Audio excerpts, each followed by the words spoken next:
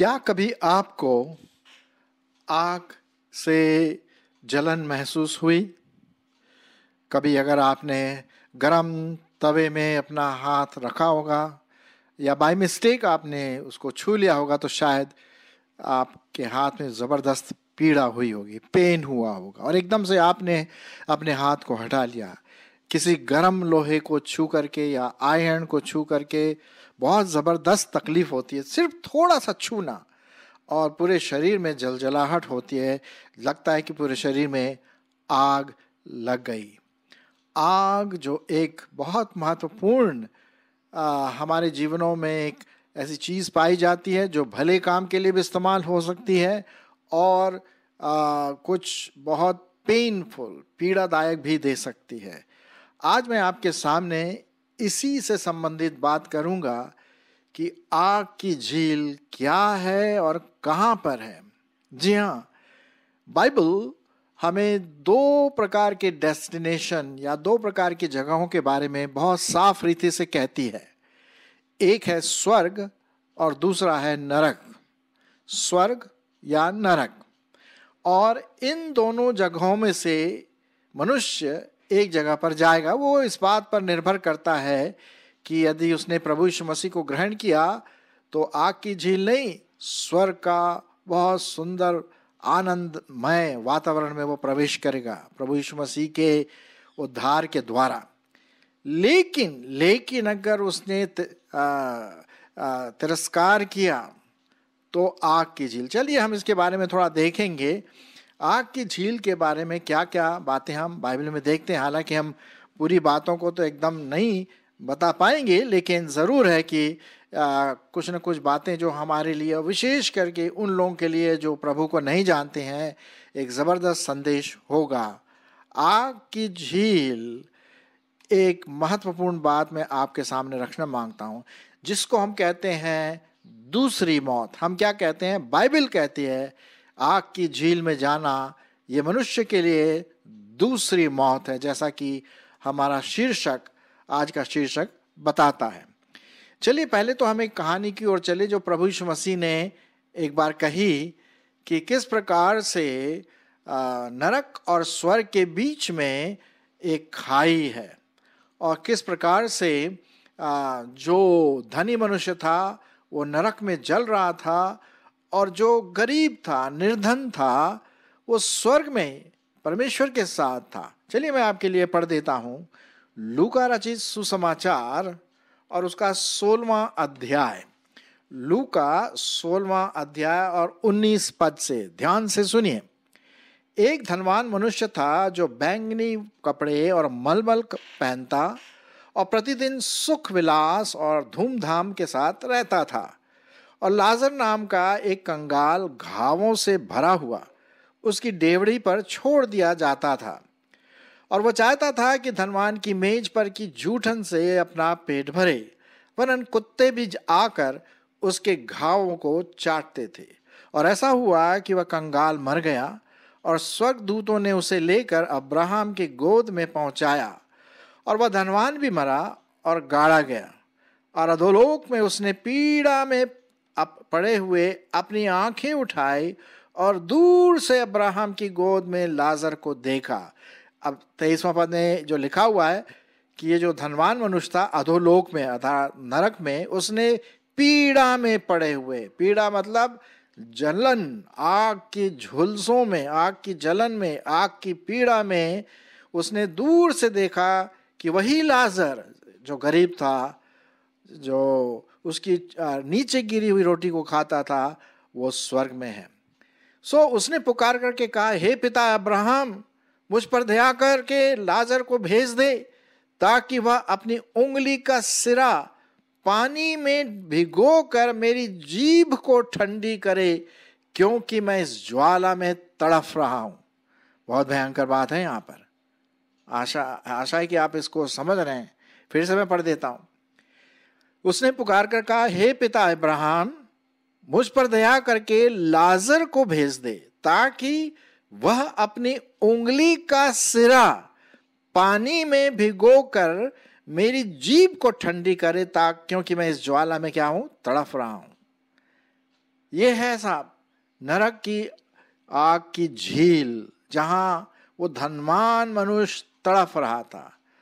और लिखा हुआ है कि अब्राहम ने कहा, तूने तो बहुत अच्छा चीजें अपने जीवन में खूब एंजॉय किया और अब तू नरक में जल रहा है। और लिखा हुआ है कि दोनों के बीच में एक बड़ी खाई है, जो यहां से उस पार तुम्हारे पास जो आना भी चाहे वे ना जा सकेंगे और ना कोई वहां से इस पार मेरे पास आ सके। तब उसने कहा, भाई अगर ऐसा नहीं होता, कम से कम कोई मरे हुए में से जा करके जीवित होकर के मेरे भाइयों को बताए ताकि वो यहां पर ना आए। तो अब्राहम बोलता, भाई उनके पास तो बाइबल है, उनके पास तो नया नियम है, पुराना नियम, उसको पढ़ करके वो इस नरक की आग के बारे में सोचें। अगर वो नहीं सोचेंगे तो फिर तो ये तो आग की झील तो है ही। बहुत भयंकर बात यहाँ पर लिखी हुई है। तो ये जो नरक की आग या जिसे हम कहते हैं आग की झील, कुछ और इसके बारे में हम पढ़ते हैं। चलिए मैं कुछ पदों को आपके सामने पढ़ूंगा ताकि आप इसको पूर्ण रीति से समझ सकें। मैं आपके लिए पढ़ूंगा मलाकी और उसका 4 अध्याय पहला पद। मलाकी उसका 4 अध्याय और पहला पद क्या लिखा हुआ है, सुनिए। क्योंकि देखो वो धधकते भट्टे का सा दिन आता है जब सब अभिमानी और सब दुराचारी लोग अनाज की खूंटी बन जाएंगे और उस आने वाले दिन में वे ऐसे भस्म हो जाएंगे कि उनका पता तक नहीं रहेगा। सेनाओं के यहोवा का यही वचन है।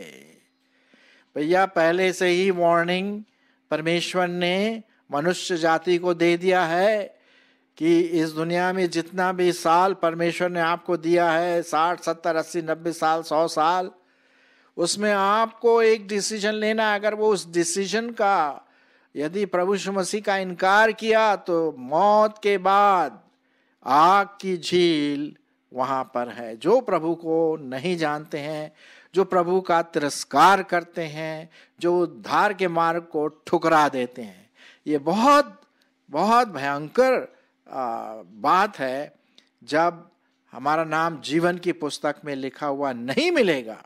हाँ, ये बात तो है।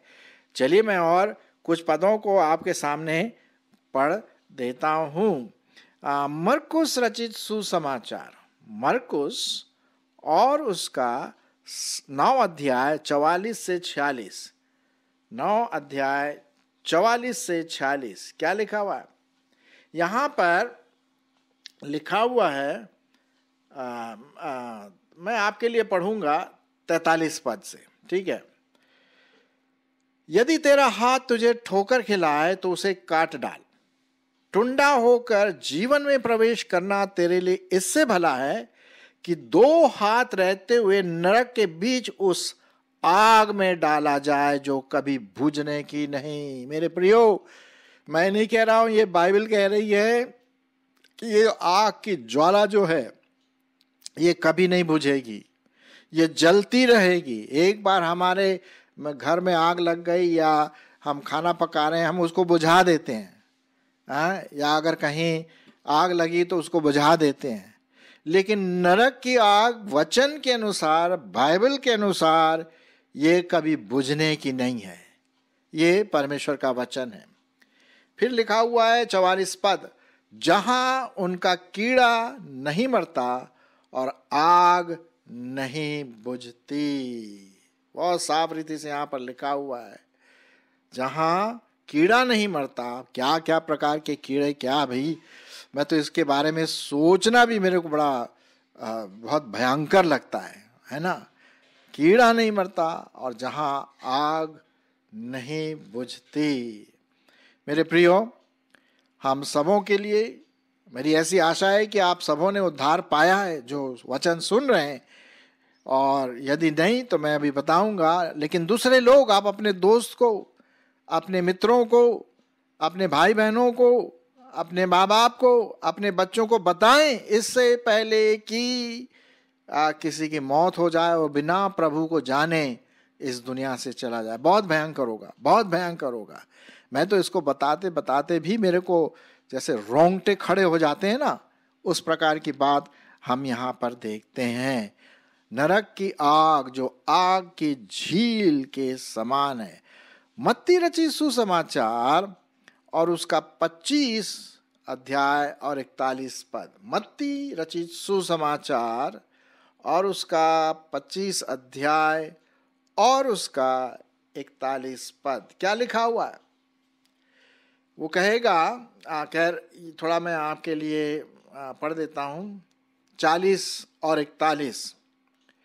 तब राजा ने उन्हें उत्तर देगा, मैं तुमसे सच कहता हूं कि तुम में से जो मेरे इन छोटे से छोटे भाइयों में से किसी एक के साथ किया, वह मेरे साथ किया। तब वह बाईं ओर वालों से कहेगा, हे श्रापित लोगों, मेरे सामने से उस अनंत आग में चले जाओ।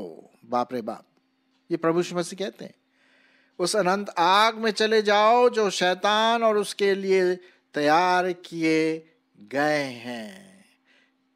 बहुत भयंकर बात है। क्यों लिखा हुआ है यहाँ पर? क्योंकि मैं भूखा था और तुमने मुझे खाने को नहीं दिया, मैं प्यासा था, तुमने मुझे पानी नहीं पिलाया, मैं परदेशी था, तुमने मुझे अपने घर में नहीं ठहराया, मैं नंगा था और तुमने मुझे कपड़े नहीं पहनाए, बीमार और बंदीगृह में था, तुमने मेरी सुधि न ली।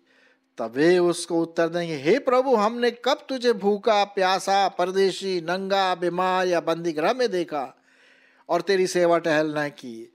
तब वह उन्हें उत्तर देगा, मैं तुमसे सच कहता हूं कि तुमने जो इन छोटों से छोटों में से किसी एक के साथ नहीं किया, वह मेरे साथ भी नहीं किया। ये अनंत दंड भोगेंगे, परंतु धर्मी अनंत जीवन में प्रवेश करेंगे।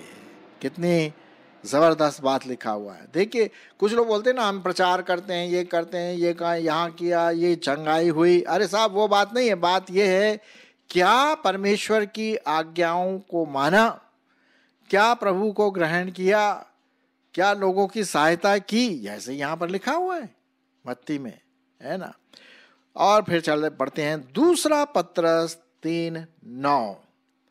दूसरा पत्रस 3 अध्याय और 9 पद। क्या लिखा हुआ है? प्रभु अपनी प्रतिज्ञा के विषय में देर नहीं करता, जैसी देर कितने लोग समझते हैं, पर तुम्हारे विषय में धीरज धरता है और नहीं चाहता कोई नाश हो, वरन यह कि सबको मन फिराव का मौका दिया जाए, अवसर दिया जाए। तो यहाँ पर लिखा हुआ है कि अब कभी हम लोग बोलते हैं ना कि भाई यीशु मसीह आने वाले हैं, चिन्ह सामने हैं, प्रचार होता है। क्यों प्रभु यीशु मसीह वेट कर रहा? ताकि कम से कम लोग, बल्कि कोई भी उस अनंत आग की झील में ना डाला जाए। इसलिए वो धीरज धर के वो वेट कर रहा है कि जितने लोग उस आग की झील से बचकर स्वर्ग में प्रवेश करे, उतना अच्छा है। लेकिन प्रवेश वो तब भी करेंगे जब व्यक्ति अपने पापों को मानेंगे, प्रभु यीशु मसीह के बलिदान को स्वीकार करेंगे, प्रभु यीशु मसीह के बलिदान पर विश्वास करेंगे, और ये विश्वास करेंगे कि हाँ, यीशु मेरा उद्धार करता है, वो मेरे पापों को क्षमा करता है। और जब वो ऐसी प्रार्थना करता कि हे प्रभु, मेरे जीवन में हाँ, मैं तुझको ग्रहण करता हूँ, मेरे पापों को क्षमा कर, मैं सच्चे दिल से तेरे पास आती हूँ और तुझको प्रभु और उद्धारकर्ता करके ग्रहण करता हूँ या करती हूँ, मेरे पापों को अपने लहू के द्वारा क्षमा कर, मेरे जीवन में हाँ प्रभु। जब ऐसी प्रार्थना दिल के साथ, पूरे दिल और दिमाग के साथ जब हम करते हैं, तो फिर हमारा नाम जीवन की पुस्तक में लिखा जाता है और हम आग की झील नहीं, अनंत जीवन में प्रवेश करते हैं। यही तो है प्रभु यीशु मसीह का अनुग्रह, कि वो आपको और मुझको बचाना मांगता है, ताकि हम उस आग की झील में न जाएं। और ये परमेश्वर का हम सबों के लिए क्या है? नेवता है। हाँ, नेवता है। पुराने नियम में क्या हुआ था, सदोम और गमोरा करके जो जगह थी वहां पर आग की वर्षा हुई और जितने विकेट लोग थे और जितने खराब लोग थे, उपद्रवी लोग थे, पापी लोग थे, दुष्ट थे, उन सबों को आग की वर्षा का सामना करना पड़ा और वे मर गए। उन्होंने बहुत भारी पाप किया था। अब दूसरी बार भी ऐसा ही होगा जब हमारी मौत होगी। और दूसरी मौत क्या है भाई साहब? दूसरी मौत यही है, जब हम पहली मौत में तो शारीरिक मौत होगी, वो तो हम सब यहाँ से जाएंगे, मैं आप सब, विश्वासी अविश्वासी, वो तो पहली मृत्यु। लेकिन दूसरी मृत्यु बहुत खतरनाक है।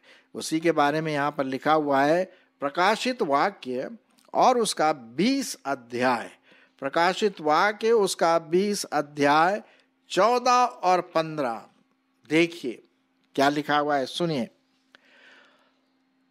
मैं आपके लिए पढ़ देता हूँ 13 पद से, 13, 14, 15, प्रकाशित वाक्य 20 अध्याय। और समुद्र ने उन मरे हुओं को जो उसमें थे दे दिया, और मृत्यु और अधोलोक ने उन मरे हुओं को जो उनमें थे दे दिया, और उनमें से हर एक के कामों के अनुसार उनका न्याय किया गया। और मृत्यु और अधोलोक भी आग की झील में डाले गए। ये आग की झील तो दूसरी मृत्यु है, दूसरी मौत है। और जिस किसी का नाम जीवन की पुस्तक में लिखा हुआ ना मिला, वह आग की झील में डाला गया। सुन लिया ना आपने? कितना भयंकर और कितना बुरा ये आग की झील होगी। मुझे तो, जैसे मैंने आरंभ में कहा, कि मुझे आपको बताने में डर भी लगता है, लेकिन जानना भी जरूरी है भाई। कौन आग की झील में जाएगा? अरे साहब, थोड़ी सी अगर हमें गरम लग जाता है, अगर हम कोई आयरन या आग को छू लेते तो बहुत पीड़ा होती है एकदम से, है? अरे साहब, ये तो आग की झील है, जहां का आग कभी बुझेगा नहीं, वहां का कीड़ा कभी मरेगा नहीं, अनंत काल तक जलती रहेगी। ये मैं नहीं, परमेश्वर का वचन बोल रहा है। अब प्रश्न यह है, क्या आपके दोस्त या आप या आपके परिवार के लोग प्रभु यीशु मसीह को पहचानते इससे पहले कि ज्यादा लेट हो? कहीं वो आग की झील में तो ना जाएं? मेरी तो ऐसी आशा है भाई कि कोई भी इस झील में ना जाए। मैं तो यही चाहता हूं, है? सो ये नरक की आग जो है, ये लपटें ऊपर चलती रहेंगी। और इसीलिए प्रभु यीशु मसीह ने अपना बलिदान किया कि भाई कोई भी व्यक्ति उस आग की झील में ना जाए, लेकिन अनंत जीवन पाए, खुशी वाला जीवन पाए, और प्रभु के साथ स्वर्ग में अनंत काल तक उसके साथ रहेंगे। बिल्कुल ऑपोजिट, बिल्कुल उसका विरोध। तो अब जैसे मैंने शुरू में कहा था कि 2 स्थान हैं मनुष्य के जाने के लिए, स्वर्ग या नरक। स्वर्ग वो स्थान है जहां पर बस खुशी ही खुशी, आनंद ही आनंद, सुंदरता ही सुंदरता, और परमेश्वर का निवास स्थान। बहुत बढ़िया। और हम तो जा रहे हैं भाई, हमने प्रभु को ग्रहण कर लिया 16-17 साल की उम्र में। लेकिन अगर कोई प्रभु को प्यार नहीं करता है, परमेश्वर के वचन का तिरस्कार करता है और प्रभु यीशु मसीह को नहीं मानता है और कहीं इधर उधर जाता है, भागती है, जो भी है, मृत्यु के बाद सिर्फ एक ही है, वो है नरक की आग। आग की झील में डाला गया। जिस किसी का नाम जीवन की पुस्तक में नहीं मिला, वो आग की झील में डाला गया। यह आज का मैसेज बहुत भयंकर है, और मैं चाहता हूं कि हमें से किसी की भी दूसरी मृत्यु ना हो, है? कोई ऐसी ना मरे। हाँ, शारीरिक मृत्यु तो होगी, लेकिन उसके बाद हम जो प्रभु के लोग हैं, विश्वासी हैं, वो तो स्वर्ग में जाएंगे। आप जरूर ये बात बताइए अपने लोगों को। आप में से कई लोग इस वचन को सुन रहे हैं जो विश्वासी हैं, जिनके नाम जीवन की पुस्तक में लिखे हैं और स्वर्ग के रास्ते में हैं। तो आप अपनी प्रार्थना करें उन लोगों के लिए, एक शेयर करिए उनके साथ ये गुड न्यूज। भैया, इससे पहले कि बहुत लेट हो जाए, प्रभु के पास आइए, तौबा करिए, अपने पापों से पश्चाताप करिए और अनंत जीवन के सहभागी हुए प्रभु यीशु मसीह को उद्धारकर्ता करके ग्रहण करिए, ताकि आप इस आग से बच करके अनंत जीवन में प्रवेश कर सकेंगे। जैसा मैंने अभी आपके सामने शेयर किया, उसी प्रकार से आप भी दूसरों के सामने इस गुड न्यूज को, सुसमाचार को दूसरों तक पहुंचाए, ताकि बहुतों को आग की झील में से बचा करके अनंत जीवन में आप प्रवेश करवा सकें या आप भी प्रवेश कर सकें।